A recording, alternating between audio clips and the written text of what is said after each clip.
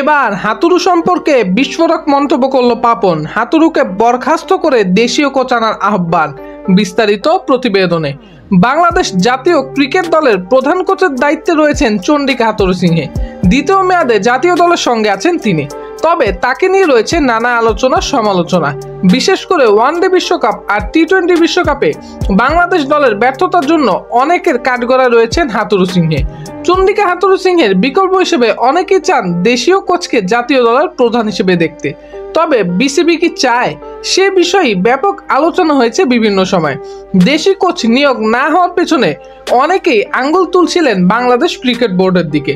অবশ্য বোর্ড প্রধান নাজমুল হাসান পাপন জানালেন ভিন্ন কথা।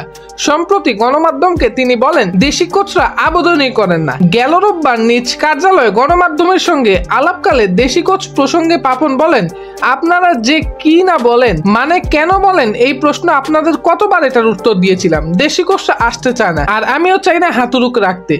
হাতুড়ুর বদলে যদি কোনো দেশি কোচ আবেদন করে, আমি তাহলে তাকেই রেখে দিব। কোনো দেশি কোচ তো তার স্থানটা নেওয়ার মতো আবেদনই করছে না। যদি আবেদন করত তাহলে এতদিনে হাতুড়ুর বদলে সে থাকতো।